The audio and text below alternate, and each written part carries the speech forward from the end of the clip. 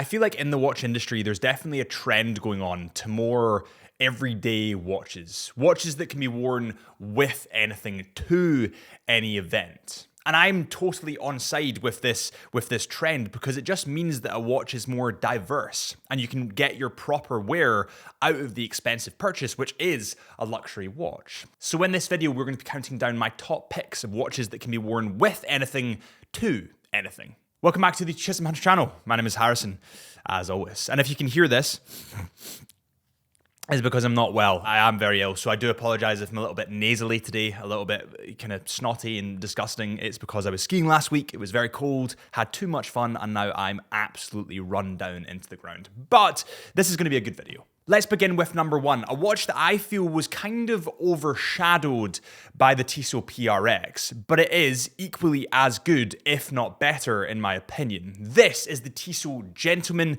with the Powermatic 80 movement. The Tissot Gentleman definitely hits the more dressy category in my opinion. There's a lot more polished metal on there instead of the brushed, and it doesn't have that 70s integrated bracelet design. Instead, it's a lot more clean and a lot more classic. This watch comes in at 40 millimeters in diameter, 11.5 millimeters in thickness, and the length of this watch comes in at 40 millimeters. It's water resistant to 100 meters, comes in 316L stainless steel. It has domed sapphire crystal glass with anti-reflective coating on that, and it also has a see-through underbelly. That's probably one of the weirdest ways I could have said that. It has a transparent case back. You can see into the beating heart of your watch. You can see into the movement.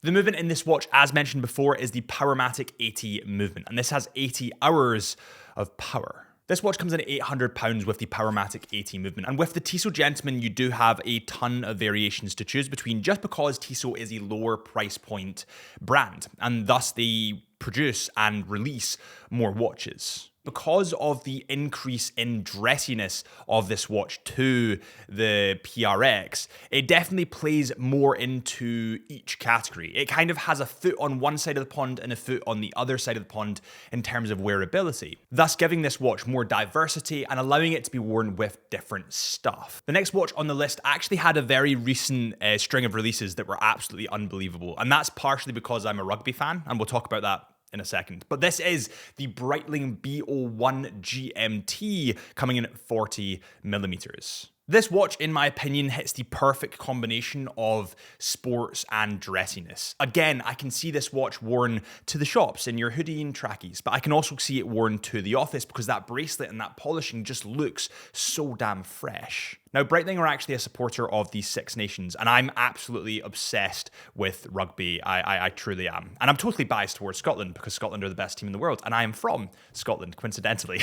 But they just brought out 6 new watches to celebrate the Six Nations, of course, and they're pretty sexy. So first up from these new releases, and we'll talk about them just for a second, and then we'll get an overview of the GMT range in general. But first up, you have the France release, and they've released these new dials with almost like texture running through them. It's almost like a teak dial, but more spaced out, and it looks absolutely awesome. So you have a blue dial for France, you have a reddy burgundy dial for Wales, you have a green dial for Ireland, you then have a brilliant blue dial, arguably the hottest watch here for Scotland, because Scotland is best, and then also you have a whitey silvery dial for England, who Scotland are going to destroy in the Six Nations. I'm saying it now. But if you don't have an affiliation to the Six Nations in rugby, then you're going to go for the more generic, simplistic version. Let's just take the GMT 40 blue dial with the black rubber strap, which we actually have footage of, or let's take the white silvery dial. These watches come in at 40 millimeters in diameter and 11.77 millimeters in thickness. The lug to lug comes in at 47.4 millimeters and the lug width comes in at 20 millimeters. These come in full stainless steel, of course, and have the Breitling caliber 32 movement. This is totally self-winding. It also is a GMT watch, so it reads multiple time zones at the one time, and it has 42 hours of power. When we take the white silvery dial for an example, I feel like it just looks classic, it looks clean, but there's also flares in there of sportiness, of aggressiveness, for example, the red GMT hand. And I feel like that's why this would play perfectly into both categories. Now, overall for this Breitling watch, if you were to get the standard version and not the Six Nations version, it comes in at £4,950. Before we go any further, if you're wanting to buy or sell your watch, make sure you head to chisholmhunter.co.uk. That is chisholmhunter.co.uk. Next on the list, we kind of have a weird one from Tag Heuer. And Tag are known as more of a sporty brand, but I think in this case, it definitely is in both categories. It can be worn with a dressy suit, or it can be dressed down with trackies and a hoodie. This is the Tag Heuer Aquaracer Professional 200 Date. And there's one key feature here that I think sets this aside from the more sporty Aquaracers in the range, and that is the stainless steel bezel. To me, stainless steel bezels are a dying breed, and it's really, really sad because one of my first sports watches that I had, an Omega Great White, had a stainless steel bezel, and it will remain my biggest regret ever selling that watch because I think that bezel just adds such a degree of sportiness, of elegance to that watch, and it brings it away from the sports category but also remains very functional because it has all the functionality of a sports watch, hence making it fit in both categories just like this. This watch comes in at 40 millimeters in diameter, is water resistant to 200 meters, of course, comes in full stainless steel and has a bracelet. Now the dial has that teak pattern running through it, and there are different dial variations that you can choose between if you want something that little bit different. For now, I'm just going to show you the green dial because it's one of my personal favorites. The movement in this watch is the caliber 5 automatic movement with 38 hours of power, and it beats at a frequency of 28,800 VPH. This watch in total comes in at £2,650. So yes, it is expensive, but for a Tag, actually, it's not too bad. And I think what you're going to find, especially this year in 2025 at Watches and Wonders, is Tag are going to start rolling out that COSC certified movement to more and more lines. And what you're going to find is the movements are just going to get better and better from Tag, and the quality of the watches are going to get better and better. I'm not saying they're bad at the moment, but they're just going to get better. It's a bit like what Tudor did with their COSC and METAS certified movements. They're just going to keep rolling them out to new watches. Next up, we're going to see what you guys had to say on our Patreon. So firstly, thank you guys so much for supporting the Patreon. So Steve says, anything by Grand Seiko, and without sounding like a cult member, Seamaster and Speedmaster. So yeah, listen, I'd partially agree. I think Grand Seiko definitely hits the more dressy side of watches with their elegance collection.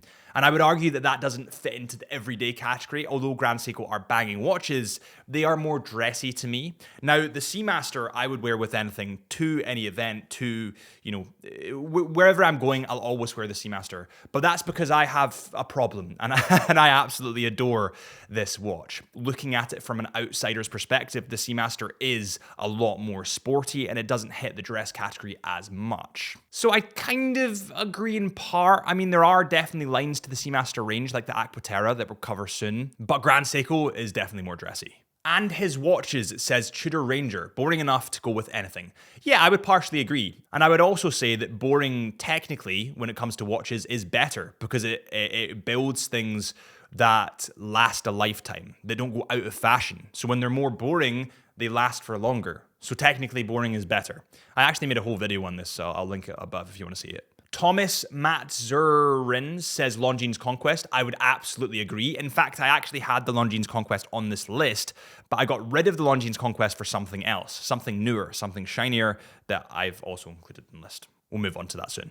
Okay, so next in the list, we have one that everyone's going to say is boring, but I would argue, as I said before, that boring is better. This is the Rolex Explorer 36mm, a watch that I have seen legitimately worn to every occasion you could think of on the planet. Now, for this specific Rolex Explorer, I'm going to go with the 36mm variant, as I think that fits more to the dress category and also the outdoorsy sporty category, but you do have another variant of a 40mm if you want to go that way. So this watch comes in at 36mm in diameter. It comes in full stainless steel, and it also is waterproof to 100 meters. It has a fully automatic Rolex caliber 3230 movement, which is accurate to -2 to +2 seconds per day, and has approximately 70 hours of power. I would honestly just argue that this watch is just the perfect argument for boring is better. Because it's so simplistic, it's so stripped back, but it's one of the most popular watches in the world.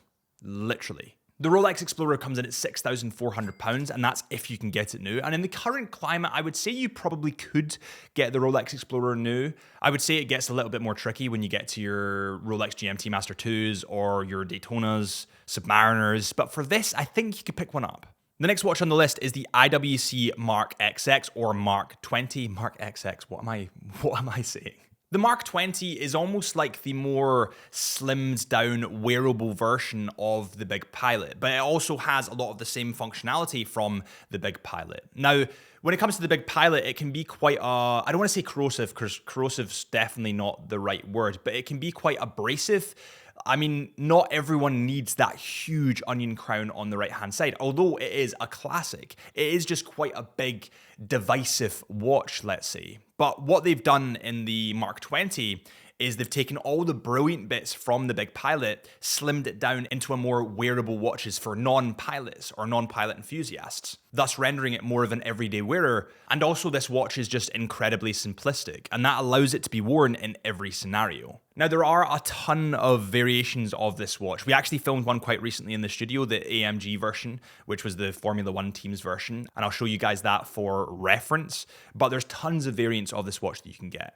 These watches come in at 40 millimeters in diameter, 10.6 millimeters in height, and are water resistant to 10 bar. The movement in these watches is the IWC 32111 caliber with 120 hours of power. Now, let's say you were going to go with the blue dial and the bracelet. This watch would come in at £5,500.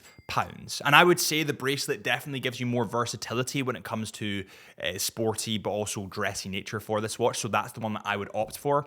But I'd love to hear your thoughts on that. Next on the list, and you guys are going to kill me for this one, and I know you're going to kill me for this one, and I apologize in advance for this one. But there is a place in the industry for smartwatches, and although I hate Apple Watches with a passion, and I would honestly argue with anyone that thinks they're a good thing, I think that Garmin and their focus on fitness are actually really good. And I use a Garmin myself. Now, I hate being on my phone. I spend far too much time on it as it is. It's my job to be kind of active on my phone. So I try to limit my time from my phone. And whenever I limit the time from my phone, I feel so much mentally better. But to have an Apple Watch strapped to your wrist that is essentially an extension of your phone, and whenever your phone goes off, your Apple Watch pings, and then you want to find your phone, that's not healthy. But you know what is healthy? Something that strips that away but focuses solely on fitness. And that's where the MARQ Athlete Gen 2 comes in. Now, I actually own this watch, and also I have friends that only wear smartwatches, that don't wear mechanical watches, and that's absolutely fine. If that's what you enjoy and that's what you want to wear, that's absolutely okay. But I would argue that having a watch that's an extension of your phone is not very healthy. Whereas a Garmin, measuring your sleep, measuring your performance in workouts, measuring your runs, getting competitive with friends over the app, that's pretty healthy. So I think this would be a brilliant everyday wearer for people that don't want to wear a mechanical watch. The next watch on the list is the Hamilton Khaki Field Murf. So you have the Hamilton Khaki Field range, which is mechanical, which is a field watch. And that is for military personnel. That's where the DNA comes from. And then they invented or designed this. Invented's maybe a strong word. Well, technically, I would say they did invent it. They designed this for the movie Interstellar. And this is a more clean, classic look of the Hamilton Khaki Field Mechanical. It's definitely leaning more into the dressy category here, but it still fits both sides of the pond because it still has the functionality of a sporty, rugged tool-fueled watch, thus entering into both sides of the pond, thus being more of an everyday wearer that can be worn with everything. There are two variations of this watch that you can choose between. There is a 42mm variation and a 38mm variation. The 38mm variation, or the Murf Mini as most of us called it, kind of strips away some of the interstellar details. For example, the Morse code on the second hand, it doesn't have that anymore.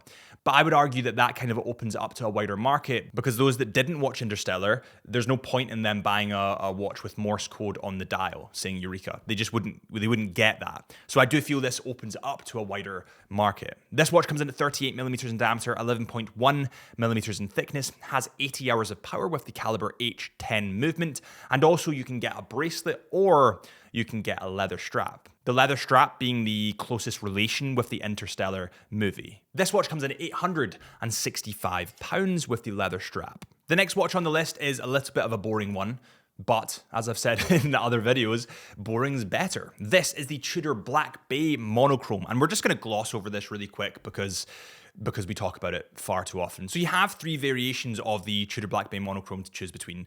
You have the rubber strap option, you have the oyster looking bracelet, or you have the Jubilee-esque looking bracelet. I would opt here for the Jubilee if you want an everyday wearer for every occasion. This watch comes in at 41mm in diameter and 13.6mm in thickness. It has the caliber MT5602-U, and that's a fully automatic movement with 70 hours of power, and it's water resistant to 200 meters. It's also COSC and METAS certified, which we covered earlier, and Tudor are going to be rolling that out to all their models, which is really exciting. And it comes in at £4,010. Next on the list, we actually have a watch that I was debating putting in, if I'm perfectly honest. I was going to go for the Conquest, but then I remembered this watch and thought that it did kind of fit into both categories, perhaps leaning more towards the sporty side. Let me know in the comments what you think. But this is the Longines Zulu Time Titanium. This watch comes in at 39mm in diameter, 13.5mm in thickness, and 46.8mm lug to lug. It of course comes in full titanium and is a GMT model, reading multiple time zones at the one time. It has a fully automatic caliber L844.4 movement, and that has 72 hours of power. Now, this watch as an overall package comes in at £3,900, but I do think it fits each category. I mean, I think it's simplistic enough to play into the dressy category with kind of minimal colors on there, apart from it has a splash of red that makes it look that little bit more sporty. Honestly, this overall package, I was really impressed by this watch when it came in. I was seriously impressed. I actually said, I think in the review, that if I had cash, I would buy this model, and I stick to that because I really like this watch. We are going to give a bonus point really quickly to the Tag Heuer Carrera date, something that is very, very simplistic that I feel would fit both sides of the watch industry, the sports and also the dressy. It's extremely simplistic, but again, it is very, very functional. And I do think that makes it fit both sides of the pond. I need to stop saying that. I've said that so many times, haven't I? What's another phrase for that? I have no idea. Okay, so the next watch we're going to talk about is one that was released at the end-ish of last year, and it is the Omega Aqua Terra Black Dial, the black lacquer dial. There was 3 different sizes released. There was a 34, a 38, and a 41. And everybody kind of knew this watch was coming. I mean, it's just a black dial. It's literally one of the most simplistic changes that Omega could have made, but everybody still lost their minds about it. I kind of see why, because it's really good looking, but also it is just a dial change. The Aqua Terra line is the more dressy option to the Seamaster 300 meters that I have on my wrist at the moment. And I feel like it carries a lot of the functionality that we love on the Seamaster 300 meters, but gives it a more dressy exterior. I mean, if you can imagine the Seamaster 300 meters is wearing military gear, whereas the Aqua Terra is wearing a suit and tie. They can both do pretty much the same thing. They are the same watch, but they're just dressed that little bit differently. The specific Aqua Terra I would choose comes in at 38mm in diameter, 12.3mm in thickness, and it has a lug-to-lug of 45.1mm. This watch also has the Omega caliber 8800 self-winding movement, and that has 55 hours of power. And I just feel that this plays wonderfully into the simplicity, the boring is better. I'm going to make a new category. It's going to be called boring is better. Honestly, every video that I have a relatively boring watch that's brilliant, I'm going to say boring is better. I think that should just be a new category. Anyway, that is all from me. Please let me know in the comments if I missed anything or you would add any watches to this list. Thank you guys so much for watching. If you have enjoyed, please consider hitting that subscribe button or follow our Instagram at Chisholm Hunter Watches or our podcast at Into the Mind Podcast or my personal Instagram at HP Life Lens. And I'll see you guys real soon.